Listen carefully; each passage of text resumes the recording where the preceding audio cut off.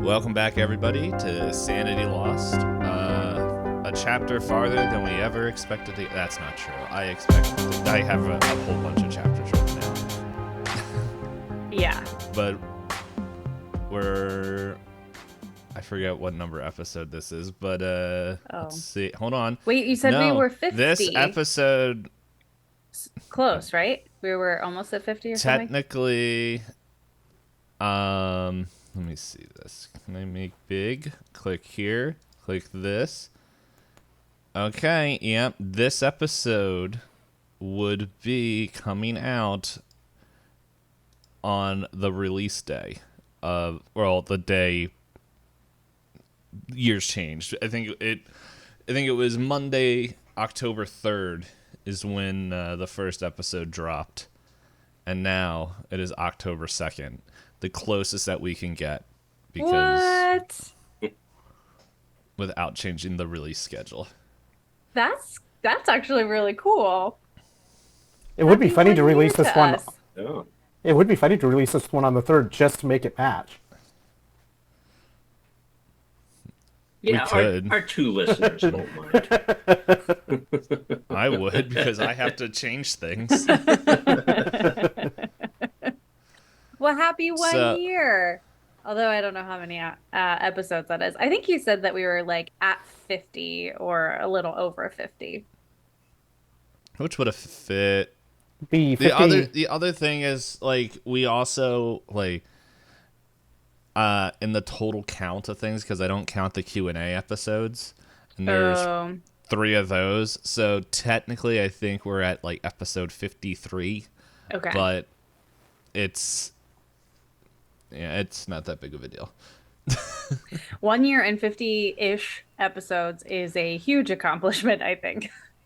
Well, what I was saying, what's not a big deal is the numbering. It's like, we've recorded. Technically, it's already been over a year since we've been recording. Yeah. But yeah, it did crack me up the other day because it's just like October Prime Day, and I'm like, it knows. But yeah, I did have a fun prompt, but now I forgot it. Oh no. So, yeah. Well, that's sad. How long ago did you know it? I don't know. I thought of one, but it's like if Nite didn't watch the thing for the other podcast yet, it's kind of spoiler. Like it could go into spoil territory. Oh, Let me man. ask Nite, did you watch the other thing? No, I'm planning on watching it probably Friday. Okay. Well, here it's probably not a big spoiler if you look at who is acting it. But if you had to be chased by a reanimated cookie that has the voice of Gary Busey, like, what would you guys do? Wait. What would I do? Yeah. Does he have a weapon? Potentially. He's got arms. Is he trying to murder me? Technically in the movie, yes. Okay. Is this, it's a cookie. I'm going to throw... Cookie? Is it like a regular sized cookie or like a giant cookie? The movie Magic. I'm referencing is Ginger Dead Man, and it's, oh my goodness, it is, oh my goodness. Like Nite is on this episode for Pointless Discourse. For people who don't know, the other podcast I'm on. The previews for it just the little bit that I've looked at it so far, because I haven't watched it yet, look incredibly terrible, and it will be an experience. Yeah, I'm sure. My first thought is grab any kind of fluids, any kind of water or anything else, and just start throwing water at it. Yes. Let it dissolve. That sucker down. You pull a reverse horror movie and you hunt it and eat it. Yeah. So many options here. You could dismantle it. I mean, I guess it really depends on how big and thick the cookie is. I mean, you talk about gingerbread. That stuff is like rock hard. It's it's still not going to stand up to water for long. You would have to get a bunch of water, I think. I will say the character in the movie, like, it is the biggest gingerbread man I've ever seen. And they also waste, like, way too much dough to make one gingerbread man. It's like, I think I know why this bakery is failing. But anyway. Yeah. Yeah. That wasn't the original thing, but I can't remember the original thing. So I'm going to just say it was way better than that. But yeah, if you go to Tubi, it's free and it's like an hour and 10 minutes. And That's actually a long time for a really bad movie. Well, like the last like 8 minutes are credits. Oh, okay. So it's closer to an hour. But it's a TV very special much like, without commercials. Yeah. Yeah, so it's if you can get over the fact that apparently it only comes in 480p. Oh gosh. Oh gosh. When did this movie come out? Like 93? 2005. What? Yeah, I think I was looking it up. Let's see, not 2055. I'm guessing that So their production budget was probably on the order of a couple $100,000 at most. Mm-hmm. And I couldn't imagine spend- it hasn't gotten on the HD remaster list. They couldn't Thing is, afford there's like cameras. 4 sequels. They couldn't Yeah. afford the Are cameras. you serious? Yeah. It's What? There's like 4 It's sequels. absurd. Okay, so That is absurd. you guys want to know just a couple movies that came out in 2005. I'm probably going to say this again in the next podcast. Star Wars Episode 3, Revenge of the Sith, Batman Begins, King Kong, Walk the Line, Crash. I heard that was a movie. I never watched it. I watched that The Fantastic Four, Kingdom of Heaven, The Island, Narnia, House of Wax. That was the top 10. Oh, Charlie and the Chocolate Factory. The remake. Which is, yeah. I'm assuming that's the Johnny Depp version. Yep. Yeah. I'm just like So scrolling normal down. quality movies. The movie that I didn't realize was an actual real story, the Amityville Horror, until I read the book. And then at the end, I'm like, wait, this was real? You didn't know it's not real. It was based on true events, which is totally different in horror books. I don't know. Let's be honest. Based on true events. There was a house. Yeah. That's it. And That's a the family extent of the lived in true there. events. There was a house. Nothing else is Saw real. 2. The original Amityville Saw horror 2. movie was way better than the remake, though. The Sin remake City. showed way too much. I haven't seen either of them. Those are in Constantine, the branch of horror movies that I'm not super into. the The- pacifier. The original left a lot to the imagination, where the remake just showed a lot more gore of it. And Well, I might like the original then. Yeah, and that type of movie, leaving it to the imagination, is far more effective than showing. Yeah. It's more the psychological horror that like is scary. Like I feel like gore horror, like violent horror, like isn't scary. Like at most, it's jump scare or like uncomfortable to watch, but it doesn't give you that like existential dread that like a good psychological horror will. Yeah, the gore Hitch. doesn't generally get under the skin. Hitch! Yeah. I'm just going down the. Just talking just going about down the Hitch. list Why of were we movies. talking about Hitch? Like don't a week remember. and a half ago. It may have been longer than that, but it was like was before you were going to bed recently. one night. Yeah. I saw a trailer or something, mainly because Mr. and Mrs. Smith also came out and then, and I was like, I That was thought a I fun saw movie. a trailer of them remaking Mr. and Mrs. Smith. The movie that started I it have all. not seen. I could imagine that. That's or not see how that, but- you. That's Siri. It's a series going on Prime with Donald Glover. What? Ah, Mr. and Mrs. Smith is now going to be a Prime series? I guess so. Sure. I don't know that I okay. could see Donald Donald Glover. Glover as a assassin, but I mean, he is very versatile in his acting. power to it. Yeah. I feel like the movie that the premise of that I think would work well as a series, like TV a show. TV Yeah, show. I think you could probably get a couple seasons out of that. Who's doing it? Amazon, Netflix.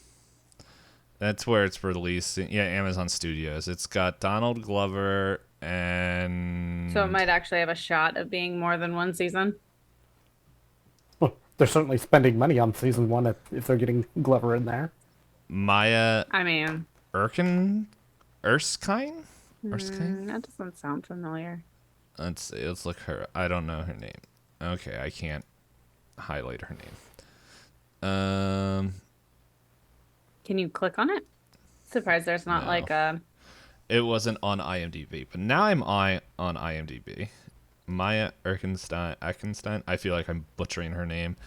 Let's see. What has she been on? I heard of none of these things. Known for Pen 15. Oh! Wine Country. Betas. That's a weird cast, too. Yeah, I heard about that. Now that I'm thinking about it, I did hear somebody talking about that.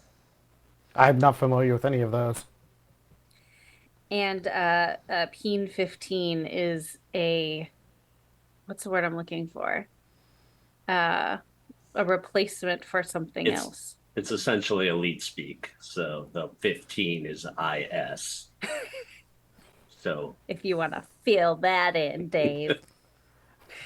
it's a great show. It's basically It's these two so girls good. playing themselves in junior high back in like the 90s. So it's like all of the like 90s references are like so spot on. Like and they play like junior high versions of themselves like very authentically. Like it's So awkward. it's like you basically, it's hard to see them as like their actual age. Like they blend in as kids so scarily well.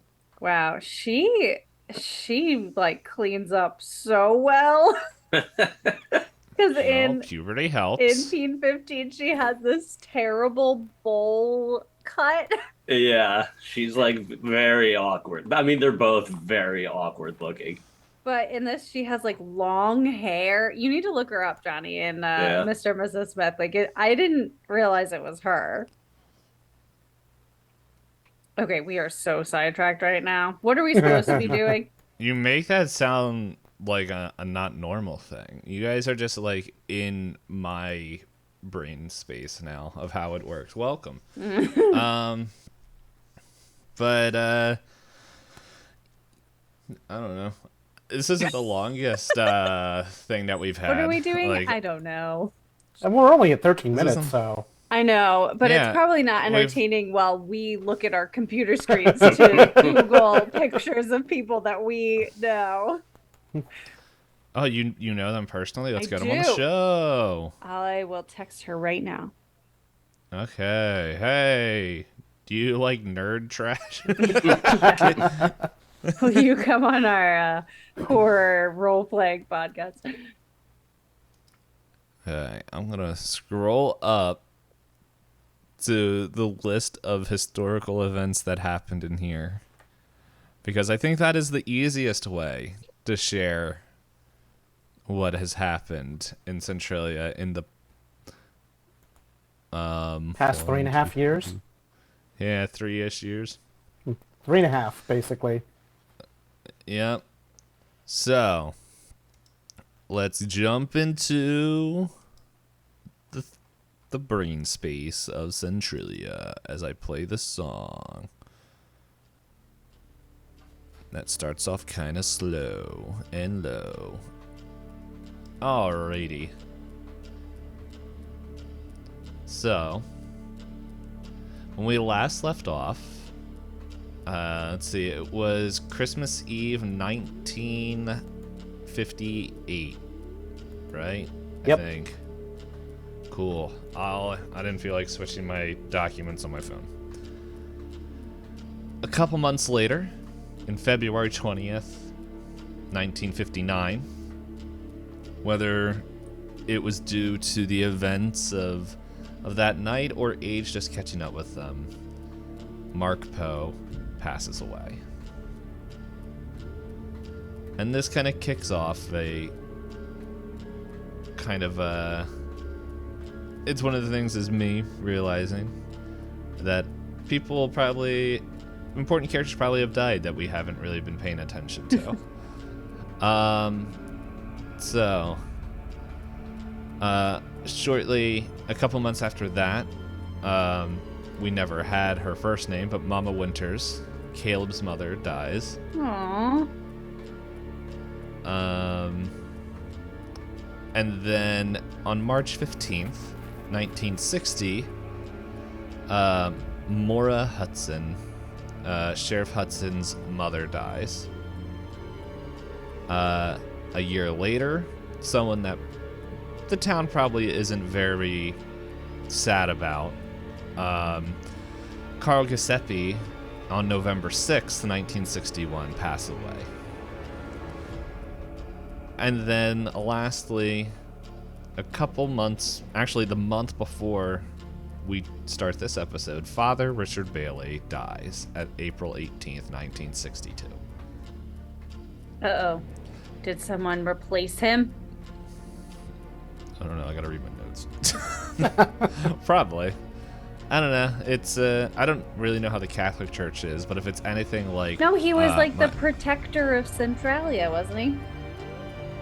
Well, he's also Catholic. But he did have a specific role that we were told about in Chapter 3. I think we were told by either Charlie or Tim. Charlie. Had mentioned that he is a protector of the town. Yeah, and then you guys took too long. Sorry, you guys are probably going to hear my email go off because someone's requesting access to something. Okay. There you go. Oh, there it is. Yeah, and it's kind of important. Hopefully the video doesn't start. Get ready. Something's loading. I'll just move this. I'll move you over here. Well, I'll find out. I'll get a phone call. Sharon is unavailable. Whatever. I'll get an email about that later. As I lost my notes. There we go. Boom, bing, bam, boom. Okay. So, but as I was gonna say, if like the Catholic Church is anything close to how a Baptist church is growing up, it is gonna be at least 6 to 8 months before they think about talking with somebody. And then it might be a full year before they get back to that person. And then, I'm bringing in We're personal experience. processing this trauma. I don't think that's how the Catholic Church works. Yeah, no, it's any poops. But yeah, so those are, I'm pretty sure other people have died. It's not an exclusive club, but those are the important story ones. I think some other stuff that yeah, I think there was something else, because I think this whole thought process started off in my head where I was like, Mark Poe is super old. So are a lot of other people. Mm-hmm. So, by the way, I also put their ages in there that I was ballparking because I realized I never actually gave them ages. So, Mark Poe died at the age of 94. Whoa. Mama Winters was 73. Maura Hudson was 78. Giuseppe was 81. And Father Richard Bailey was 75. I have so many questions about Carl. So many. The other thing, I'm just sitting here, was like, I probably could have looked up, like, how old, like, the general age of life expectancy back in the I was gonna say 60s or 50s, but I'm doing like, pretty good at hitting 90 that Yeah. time of or time period, but He is very resilient and probably very angry. Who knows? But anyway, last we left off, though, with a few other characters, a few changes that happened, is that, if we remember, Ashley, Carter, and Cora seem to have their relationship being a little rocky. And who knows? Well, we kind of know, but it's before we go in and share some of the changes that happened within a couple of years. There's something, if people have been listening this far, that the player of Cora constantly keeps asking me, and I say, you should have done this not in the middle of your town exploding. And so, Elizabeth, is there something Cora would like to do over these next couple years? Obviously, yeah. So, Cora, I imagine it being something that she pretty regularly attempts to do, but probably fails most of the time. But Cora absolutely is going to try and scry on Percy. Yeah, she wants to know what's going on. Okay. Yeah, you don't have to roll about this. For people who are at home, and if this is your first episode, there's going to be things that are not in the book of Call of Cthulhu that I added. And this is one of those things where, mainly because between chapter 2 and 3 there was a huge time jump, and some of the skills and stuff, especially with just how some of these characters are wired, would have probably hard focused on there. So we kind of gave a little boost to their characters to represent that. And so both Cora and Caleb, for their secret society abilities that they've gained, kind of leveled up to 60. We probably should just play Pulp Cthulhu because that's kind of what we're doing. But anyway, so yeah, and I liked kind of what was said in our group chat that Nite suggested, is like, maybe this is like years now trying to get in there. It was just like nothing and nothing. Or like nothing. little glimpses here and there, but can never actually like grab on. Mm-hmm. Yeah. And then you get like a clear connection for like once, and you see this room that Percy is walking in. He looks exactly how you remember him when he was taken. What? And he's just like, and it's weird because like you aren't able to like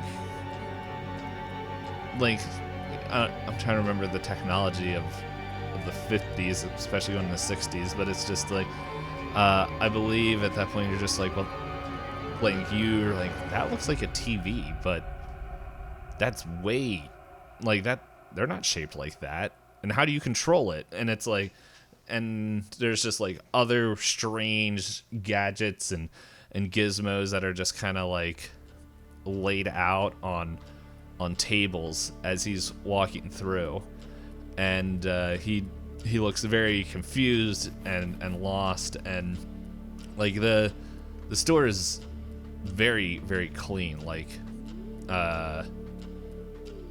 it is like completely white, like just everything all around it, and like in him just sticks out like a sore thumb in there, and is definitely 1930s attire of whatever he was wearing before he left. And then all you hear is, "Why, hello, Percival. Are you ready?" And then the next thing is, "Oh, no watchers, or I think he says no listeners, and then your connection cuts off. So I don't Well, hear hello there, Theodore. Like your scry ends. Right, at but I that don't point. see him. Like, I don't see You don't- no, Theodore. you I don't just see- hear. Okay. You just hear him. Okay. So What? Scrying I don't think on Percy's Theodore in sounds. the circus anymore. Scrying on Theodore sounds like it could be entertaining as well. oh what? Scrying on Theodore. Can I do that? I'd probably have to have like level 95 and scry to scry on Theodore. Well, it's like that's the thing. Like with Call of Cthulhu, it doesn't matter how big your number is as long as you roll under it. But the fact that he knew and was able to be like, yeah, no, get out of here, Yep. might be a different concern. But so I want to say maybe this this happens like maybe in the year 1959, and this is probably when a time when Cora is probably alone. Not probably, is like because Timmy is no longer there. He's off doing SSD stuff. Jillian is most likely at the school. Oh, is she Working. engaged yet? You brought her a love interest. Yeah, so. Well, I have to know what happened. Did they get together or not? I don't know. How overbearing do you think Cora Ashley is? No, it's not Cora. It's Ashley. Remember? Ashley was I don't being know. all weird with his gun. I also think Ashley was also in the stress of a political race in Christmas, but And also this is- playing the role of the protective dad at that point. Yeah. yeah. Yeah. But I think over this year, especially probably from the events of everyone being up on Christmas Eve, like Ashley chilled out. They, I think that ow, I just kicked my desk. It's moving along. Like I don't think they're engaged, but it's like we'll say. Why am I gonna say? That's a 5. Yeah, no, they're like, everyone's like, in 1959ers are like, he's gonna ask, like it's inevitable. like, yeah. yeah, Okay. and they're like madly in love.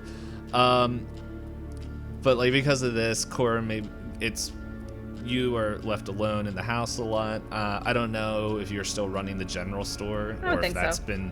No, I would think so. Maybe she's hired like a longer term person to like help her because she's now more like permanently disabled, but I think she still has it. Yeah. But during this time, Ashley Carter did not win his campaign for the Senate. And this is me, not when I remember writing this, I didn't remember which one he was running for, but it's now the Senate according to 1959. If I said anything earlier, I don't remember either. yeah, I think he just said he was running for office. Yeah. But like because of that, he had to step down as mayor from his campaign, and then which a new upcomer, a younger person, Luther Tilley, is now serving as mayor. And then also, but because of this and his political stuff and everything, he became. It says role as an advisor, but I think he became like he also becomes a political commentator for like AM radio, and is actually like very successful at that. And Corey, you would have seen and observed that Yeah. that he seems much more relaxed and like the person you knew before he was in office. And Sure. Stuff. So do with that as you will. Sure. Yeah. Okay. Moving forward to the 1960s. Before I share what happens there, actually, I'll share the first line of this.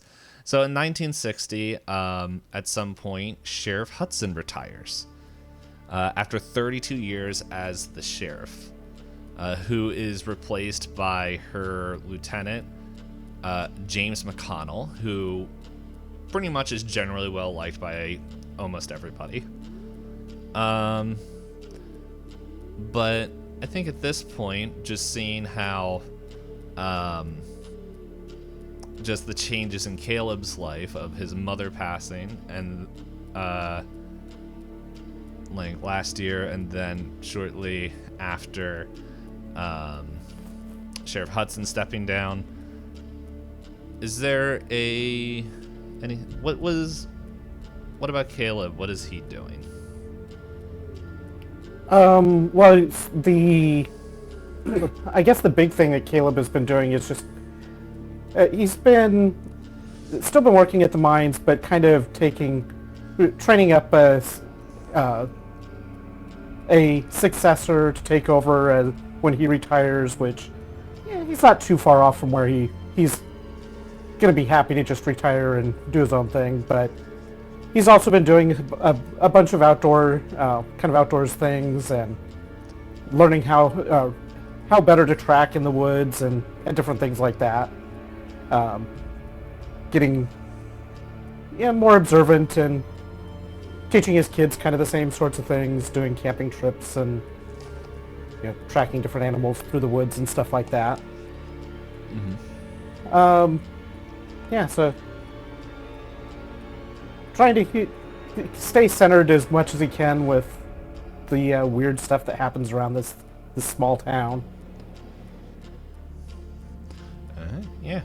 So, maybe, as you said, recentering, recovering from loss of Mama Winters, who I don't know if we ever came up with a name, but that's now her official name. I think she did have a name at one point, and I probably have it in my notes, but I have no idea where it is. Yeah, let's be real. She talked like once in No, the she talked whole more series. than once. She just always wanted Caleb to get married. Yeah, well, when I say once, it was in one chapter, and then she never showed up again. But yeah, no, if that's all we want to share of Caleb. Yeah, that's kind of where he's at right now. There's other events that are coming up that have more with that, but before those are brought up, then that's kind of what he's been doing. Yep. And so the other important thing is that the longtime nurse of Centralia, Nurse Penelope Green, has mysteriously just disappeared. Like, she just one day was just no longer in her home or office, with no note of where she went. So how long has that been in our current time? Let's see, this has been in 1960. It's 1962, so yeah, about 2 years. Okay. And then, as we just kind of hop and skip forward a little bit more to 1961. A reporter from the Philadelphia Daily News, which is, I looked up, is a real newspaper from the 1960s. Fred Quinton, I don't know if that's a real reporter. If it is, cool. But apparently was digging into local legends and stuff, and then came across the events of Centralia. And nobody really knows who snitched or who he interviewed, but pretty much from Uncle Buster to skewed events of Chilburn seem to be produced in almost like very pulpy, exaggerated versions. But this has caused almost attracted like flies to anything that is uncovered. But yeah, it's pretty much just been like a lure and a siren call to any medium ghost hunters or just people who are like, I heard about this in the papers, and has flooded Centralia with all these people like walking around and are just like, oh man, this is where Uncle Buster had his thing set up, and oh man, this is where the mayor vomited up fungus bugs, and it's just like, has the town embraced it? Like, are they going all like pokey tourist trap? Some have. I think it's split 50-50. Okay. Because some are like, hey, we can't be a mining town like all the time. Things are gonna burn up. Like, we're gonna run out of resources eventually. While others are very much like, no, like, we want to be left alone. So I'll let you guys decide what side of the page or what side of the coin you guys want to be on. But not Poe. Skip. I would imagine that this maybe has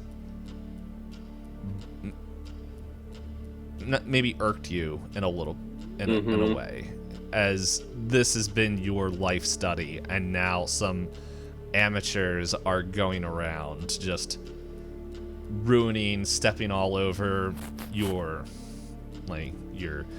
what you've been studying and stuff. And it's like, feel free to correct me if I'm misspeaking. No, I don't want to speak for your character, but it's like, you maybe not be doing a ton of field, like, on the ground research anymore, because this is what, like, almost 30 years that you've been in here, or 20 years now.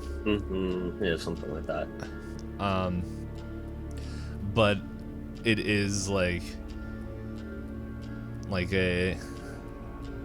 it is like maybe confusing, like it's crossing lines and stuff of what you're studying, but right. And so maybe at this point, do you think Skip is a person who would visit Poe's grave often?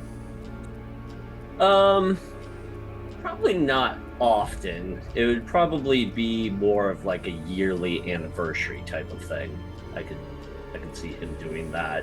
I think Skip has probably become, after the events of the last chapter, a lot more reclusive, probably a little bit more obsessed with just the things that are happening in Centralia, and so he probably spends a lot of time in, dark, dusty libraries, or even just in his own apartment. Doesn't really go out into society too much. So, new people being in the town would definitely be upsetting for him, because it would be a change and, new people he has to deal with. But he would probably make time to go out to Poe's graveyard, probably like on the anniversary of his death or something like that each year. All right. Let me ask you this by something you said. Do you think Skip is now the person running the library? I love that.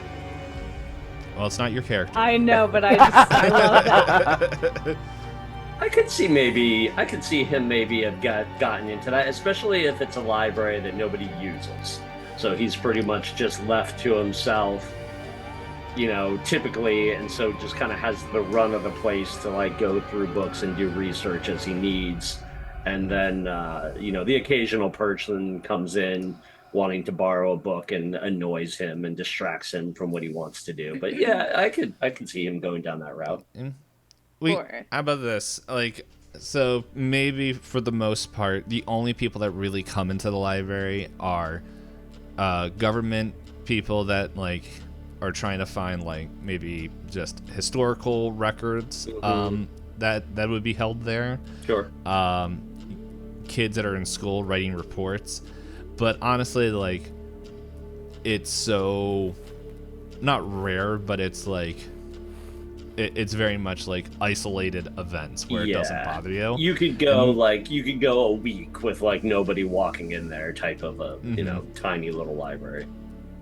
But maybe now with the spur and generation of these articles, there's a lot more people now coming in just to like, let me see you. Like, what you got here? And it's like, I want to blow my brains out. Yeah, No. I love that. Yeah, no. I could also see Skip hiding, just having all of the books related to any of that type of stuff that mention it in any way, behind the counter, locked in a back room, and nobody can get to them. Yep. I'm sorry, no, we don't have any books on that. What you saw was completely fabricated. Go tell them, go away. Right, yeah. Yeah, no, that tracks. Bahulu? What? No, I don't know who that is. But yeah, so, yeah, maybe this is if you say you're going, like on the anniversary of Poe's death, so yeah, February 20th. So it's a cold winter day, and well, at the moment there isn't anybody else there besides you. So like, how does old Skip what does he do? So I can see Skip probably, talking to Poe a little bit, talking about, making mention of, another year and getting older, just kind of absently talking about, what he's been up to with the library and kind of just like, doing that thing that people do at grave sites, just giving them the general update of the past year. Maybe throwing in a couple sarcastic barbs. Yeah, something of that nature. I like to imagine it's like in your memory of Poe, he's like answering you. It's not because I know like what this world is like, and so it's not the actual ghost of Poe, but it's just like you're like, yeah, we had a couple kids in there. Oh yes, I remember. We had what was it was the something of innocence. Hold on, it's what he called Percy. I have it here because I'm pretty sure it's the name of the smoocher of innocence. Yeah, no, I could see, like, as Skip's talking, like, he'd say something and then imagining Poe making fun of him, and so then he would, like, retort back to this non-existent voice that's, like, antagonizing him. Well, you're dead, so whatever. Well, that's very rude. I always told those political... word bleeped out. Those political knuckleheads should just stay in their lane. But, yeah, right.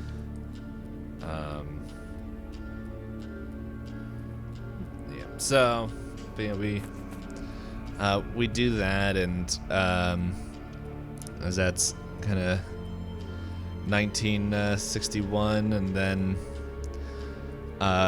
Pretty much, it is now 1962, as now the new, like, Father Bailey has passed. I think I scrolled too far. There we go, April, yeah. And it is now May 30th, 1962. As pretty much for anyone who's wondering, I wrote this in our little chat.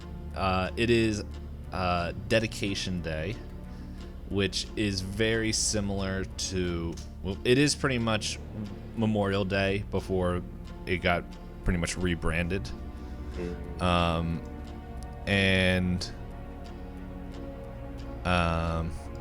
Excuse me.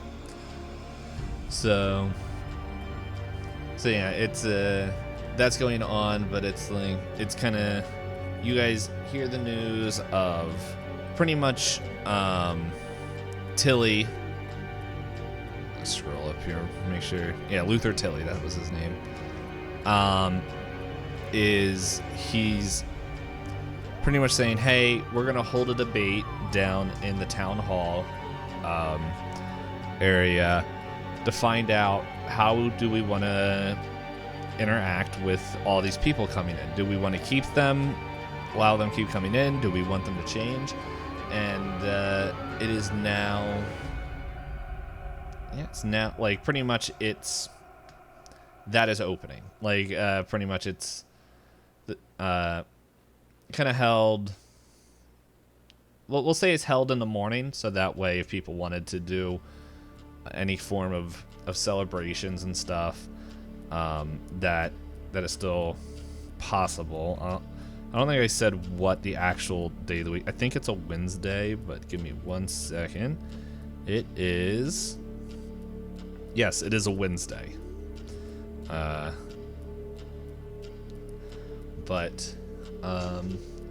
yeah, we can start off as people are kind of slowly coming in of all these different families of different demographics of like new and old that you've seen of people coming in, how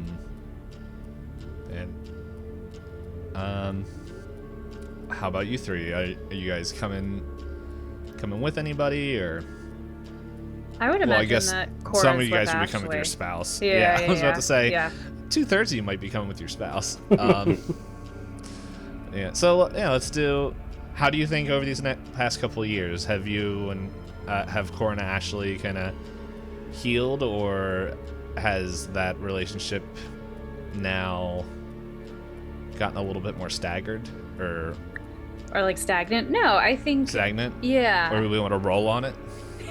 Make it really RNG. Well, it's up to you. We certainly could. I mean, when I was thinking about it, I feel like I would imagine there's one thing I want to say for... Yeah, go ahead. There's one thing I do want to say is, like, like, I should have said this before, but it's like maybe over the past couple years, after you connected with Percy, with that scrying, yeah, you have not been able to reconnect with him. Okay. So I'm just gonna say, like, you feel free to play this however you want, but it's like you're either not sure if you're doing something wrong, or knowing what you know of or the little that you know of Theodore, he has somehow cut off your connection with him. Okay. So here's my question about Ashley. Being a political commentator on this radio show, do you imagine that, like, he is, like, insufferable at home, or, like, do you feel like that is his outlet? Like, is he bringing that home, or is that just where he kind of, like, works it out? I think maybe at first he was bringing it home and talking to you guys, but it's like maybe it's more just talking like how his day at work was. Okay. I think the more of the issue was him bringing home the stress of being a mayor and then trying to become a political. Yeah, that's like, what I was join reading the Senate. Too. Mm-hmm. And now that it's like it's not me being talked about and on all the radio, he's just like, it's more as like, hey, here's my point of view of spending however many years in the political circuit. So here's what I imagine. I imagine that Cora has continued in her kind of fanaticism about it, both about Percy and about Centralia and like learning her craft, but she's continued to do so pretty privately, so not really letting Ashley in a lot on all of this. But particularly after seeing Percy, I just imagine like she's been through so much. I think that she is starting to crack a little bit and wrestles regularly with whether she should like kind of fill Ashley in on everything. But I imagine that at times they still butt heads. Dave, you can totally change this, but I almost imagine like Ashley being a little bit more progressive and on board with the Taurus and Cora not. And so they have very like amicable, pleasant day to day, right? Like they love each other, they get along well, they can enjoy each other's company, but it's like there are these things under the surface that if you knock them just right, they're still really hard to deal with. Yeah, so like as you guys, maybe let's just set a scene real quick. As you guys are driving in, like he's driving in and he's just, well, Cora, I don't want. I know we talked about this, but we really haven't gotten deep on this whole thing that apparently there's debate about. But look, I don't want.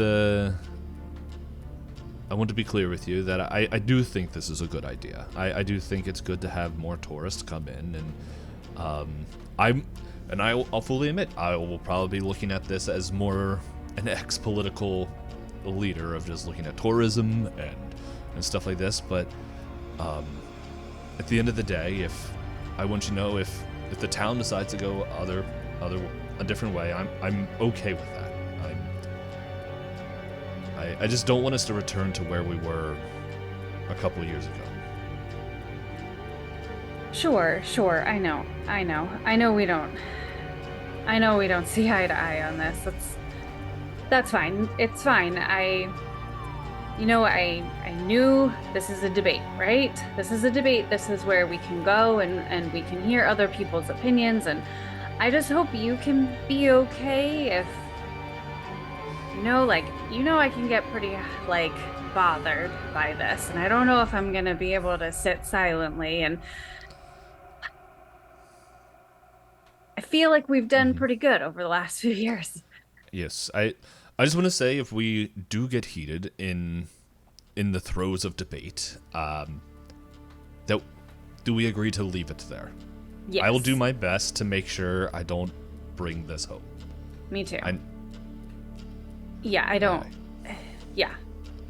I know we disagree, and it's oh, go ahead. Sorry.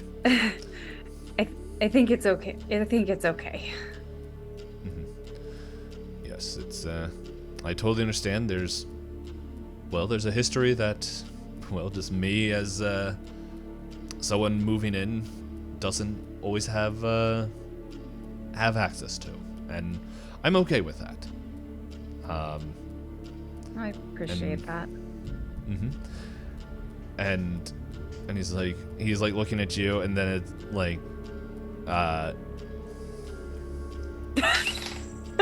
Is he not paying attention?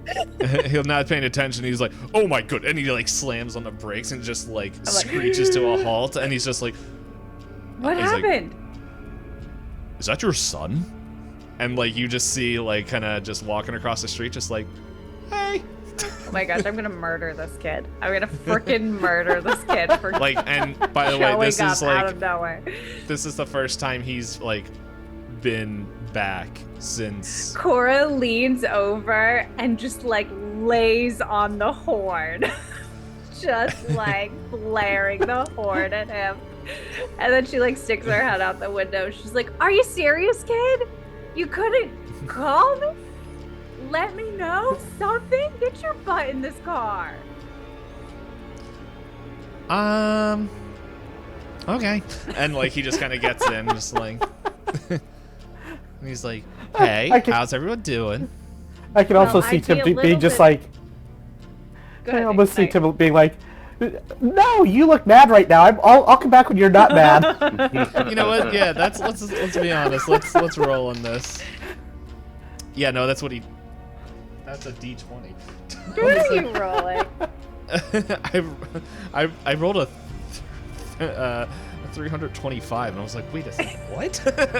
Which is really confusing to me because I was rolling that die for all the other rolls, and it's just been rolling single digits. Okay.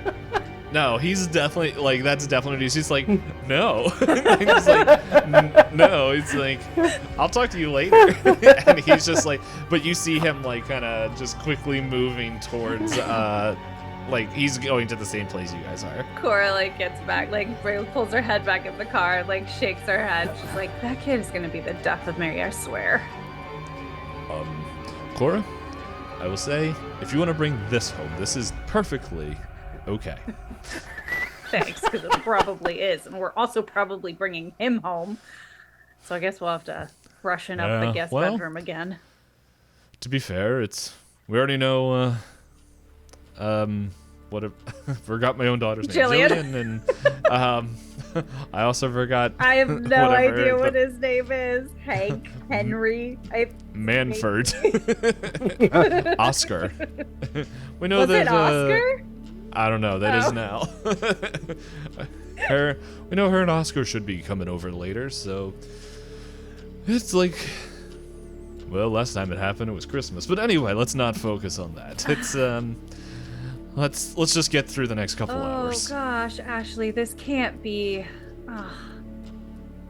Like Cora's having like deja. Like I don't know. He probably would pick up. She's like triggered now that he said that. Like remembering every 1,000-yard stare. Like it feels like it's happening again.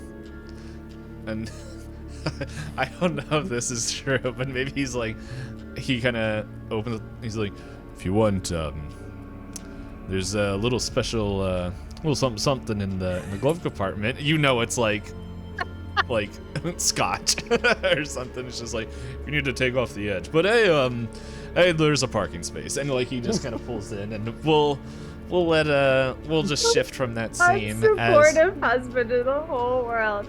You're having a moment. Here, drink something. I can't help you. Have a drink. Drink something. It's the 1960s. Women had right? No. That's gonna be like the only thing the neighbors hear. Women have right? Let's see. Let's switch over to Caleb. As he's driving in, I'm imagining you're coming in with Rose. Feel free to. I think the twins would also be on their way. It would be with them as well. How old would the twins be? They are 15. And feel free to say no. Would they? Do you think they would have been recruited to help watch some of the younger kids? I think maybe Daniel is. So kind of the general idea that I had with this, with all of the stories that have been coming in from out of town, is that one of the twins, and I'm going to say it's Daniel, has been pretty okay with it in general, but David has been getting picked on a bit and called out at school and different things from his somewhat attachment to what's been going on, and hasn't been taking it as well. So I feel like David would not be willing to help out with the kids on this particular occasion because he kind of feels like he has a little bit more of wants to see what's going on with this thing. And how about this to set the scene? Let's have you talking with David driving in. Maybe Rose went down a little bit earlier to get Daniel like kind of there a little bit early, and she's just making sure that everything's set up okay with childcare and if there's any form of refreshments. And then maybe you're coming in now with David. Sounds fair. Because I didn't know when you wanted to do your scene, but I know that's something we talked about. So yeah, I didn't want to mix it in. I didn't want to mix it in Yeah. earlier before the discussion about the stories being told, because it didn't make a whole lot of sense at that point. Yep. And so, like, David, like, maybe he's, like, quietly looking out at the window, and there's, like... I'm gonna say that the tourist levels are kind of low. Like, there's still a handful walking around, but generally, compared to how it normally is, it's a lot less, because maybe they have their own dedication day celebrations. And he's like, Dad, if... Well, he's 15, so maybe his voice is a little bit... Dad? No.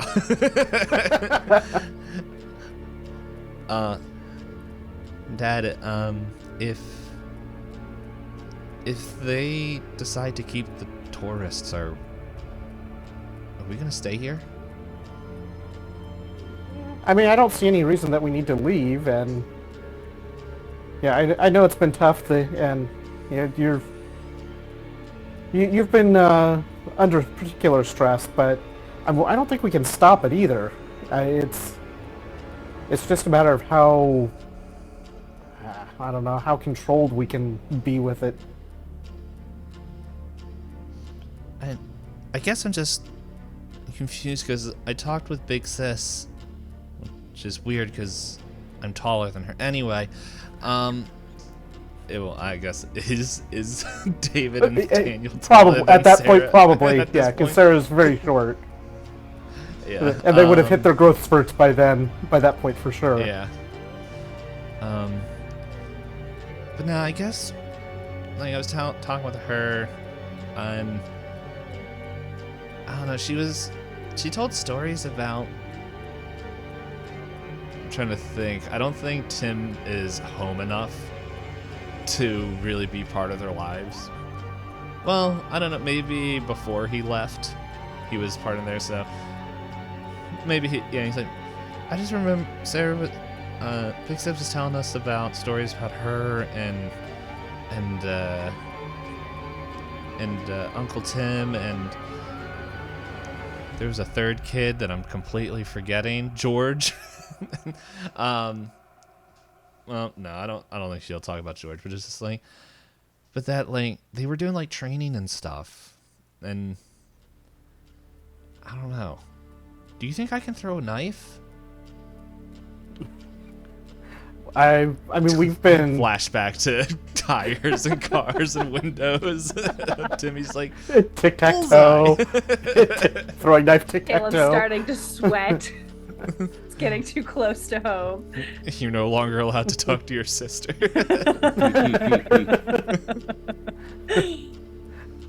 I mean, they did a lot of that when they were growing up.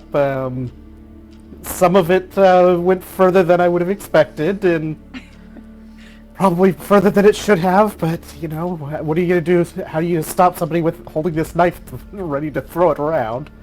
But we could probably do that in a more constructive way. And we've been doing a lot of camping and tracking in the woods, so yeah, we could do that too. Okay, it's like, I'm just worried because, like, some of the people sound like you and Great Aunt. I don't know if he would call you Great Aunt Cora. Probably Aunt Cora. Probably Aunt, yeah. Yeah, so I think Tim would be Cousin Timmy. So, and that thing. Probably So, to be more closer-ish in the right age range for that.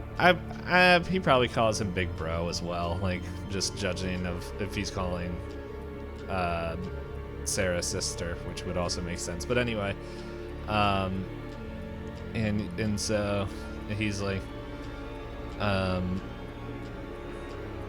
yeah, it's just like when I hear some of the stories and, like, kind of some of the things that Big Sis says, it's, I don't know, it's just like the more and more of the stuff that people say about this town, I don't know what's true and what isn't, and, like, I don't want to be not useless, but it's just like, if something happens to you, who's gonna protect Mom? and who's gonna protect Daniel? Like he's definitely more sociable, but like he's kind of an idiot. Sorry, I know you Don't I know talk you about your don't brother like me that saying way, it. but Yeah, I know, but like, and I don't mean that he's like not intelligent. Like he's definitely like smart and all that, but it's just yeah, he definitely has not taken to the camping in the woods activities as much as you have. But there's the stories that these all these tourists are coming into town. Those are just a shadow of the truth. And maybe sometime we can talk more about some of these stories and what really happened. Now's not quite the right time, but there's more to it than what they know. I'm just concerned because, well, like the little clown man. I just remember the story of they never say who, but someone was taken, and like I don't know what I would do or what I could do if that was Daniel. Well, I know how you feel there. There's we can't talk right this moment, or can't go into the right this moment, but we'll get you. I think I got an idea how we can get you on track here. Can you roll a spot hidden for me? I think that's. I gotta double check, right? Yeah, that's the one I did that to. All right. That is a 2 under 69. Okay. You hear a screech, and you just hear, "What are you doing, kid?" As you look up and you see Cora like sticking her head out the window, and it's just like you catch that, and then like you at the same time as David excels. "Hey, Big Bro's home." Well, As yep, you see him just like, "Oh no." Something tells me that he didn't tell his mom that he was coming back in town for this. Never does. He seems a I little guess silly. I better make up the guest bedroom. He might need it. Everyone has the tiny spare bedroom. Depends on who's There mad was- at him at any given moment. There's the if there was a text message, it would have been like a mass text going code knives, and everybody's like, "Oh, no. All right, let's get the bed set up." Or code apples. Yeah. Yeah, that would have been it. Code knives would have been if it's if Cora is especially mad at him. Yeah. Someone come and take this child. Alright, and then lastly, Poe. No, you're not Poe. Poe's normally the reason why Skip is coming to these things, but Poe ain't here no more. Skip, are you even attending this meeting, or? Yeah, I was trying to decide on what he would do. I could see him coming late and just kind of like lurking in the back. So like not engaging anybody, but interested in what the conversation was about and what was decided. Mm-hmm. Yeah, and then maybe you received a letter from Mayor Tilly, and he's like, Mr. Thompson, it's pretty much this, Mr. Thompson, if you don't mind being just coming as kind of the holder of like historical stuff in the library, if we just need a background check. You don't need to stay there the whole time. I know that you normally like to skip the crowds, but if it's okay, if we can use you as a source if anything comes up, like if not, that is perfectly fine. But I do hope that we can see you there and lean on your studies as much as you're comfortable. And Yes. you don't. Yeah. Okay. Sorry. So yeah, Skip would have read, gotten the letter, read it, and kind of like in his own way, like kind of groaned and complained to himself about having to do this thing. But I think the desire to have like historical representation would have weighed out, and so that would have been his main motivation for coming. Also a chance to speak up to get rid of these annoying library patrons you hate so much. Yeah, maybe. So since you said you were coming a little bit late, you missed the excitement of everyone seeing Timmy, but like it's kind of getting there. Everyone's sneaking in or like kind of grabbing a seat, and you kind of like slip in through the back. And Can I roll to see if Cora notices? Sure. Yeah. It's a 43 under something. My spot hidden's pretty high. Yeah, 72. Yeah. Under something. Yeah, okay. There's a number. Yes. 43 under 25. I hope my spot hidden's higher than that at this point. Yeah, so you're able to spot him. So like Cora kind of like shoots Skip a glance. I imagine that Cora's been her like annoying self over the last 3 years, where she like drops in to the library and like brings Skip coffee, and like Cora's doing her thing where like she like shared trauma becomes part of her life and she won't let you go. So that's what she's been doing to Skip over the last few years. Not obsessively, but like she's been inserting herself. So she like catches his eye and like kind of like, like gestures and like points to the seat next to her. And like I could also Sorry, go ahead. I could also see the three of us having like a semi-regular like every couple weeks breakfast at the diner or something like that too. Just Caleb and Cora just show up at the library. Companions. We're just like, come on, it's breakfast, let's go. Whether he wants to or not, we just drag Skip to breakfast. Yeah. So John seems thrilled about that.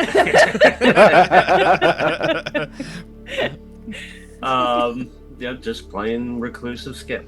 So Skip would have seen Cora and kind of like, gives her like a slight nod in acknowledgement, and then when she motions to the seat, he just gives like a little like, polite like no thank you hand gesture, and just kind of like wraps his coat tighter around him and kind of leans against the wall. Cora's not giving up yet, and so she like does the like, really get over here kind of thing. Skip pretends that he does not see her. Question: Is Caleb and Cora sitting like close to each other? Row? I would assume so. I would assume at least relatively close. Maybe not directly adjacent, but a row or two apart, probably. Yeah. So while Cora is like, get over here, and Skip's like, no, leave me alone. Rose comes in. She's like, oh, hey, Skip. Hey, why are you standing? Look, there's an open spot. And like, kind of just forces you over. Let's go. You can resist if you want. It's like, but Skip gives like a very just like exasperated sigh. Yeah. Rose like didn't even like catch anything between you and Cora. Like she just like knows that like her husband goes and hangs out with you like every like once a month, and she's like, oh dude, don't stand here. Well, she wouldn't say dude, but she's just like, don't stand by yourself. Like, well, look, there's a seat between Cora and Caleb. And it's like, and she's like, look who I found. Oh, you made it over. It's so good to see you. Come on. Skip just gives like a Cora just a grunt. Cora leans over and she's like, did you see my son decided to show up out of nowhere again? Skip's eyes kind of like, his eyebrows go up in surprise, and he goes, oh, really? Yeah. What does he Yeah, want this someone- time? No idea. He hasn't talked to me yet. He's avoiding me because he knows I'm going to chew him out. That kid needs to learn how to use the phone. I have a few of them. And Skip, as you're kind of forced into your seat, you see David, and you know that he has a late book. So Skip just like starts like just fixates on him and does like a death stare at him. It's just like, brows furrowed, just staring at him. You're that old man that people tell ghost stories about. Yes, Like yes, that that is what your I'm going yard for. is haunted. Glad you're picking up the vibe, darn it. Caleb notices this stare and kind of follows it to David. David, did you not return that book like you were supposed to? Rolled a piss.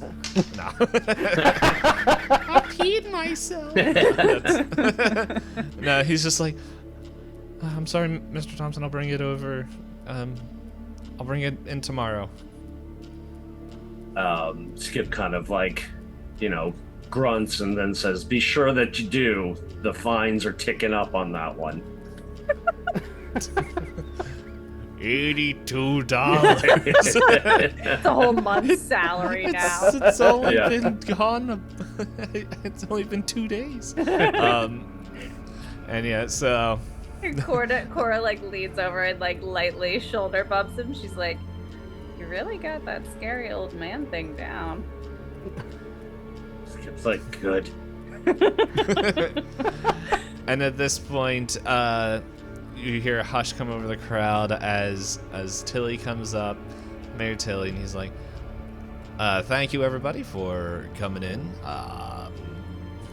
As we all know, we're kind of having a short debate. Don't want to keep you guys here all day, but yeah, just pretty much, how do we want to treat these tourists coming in?"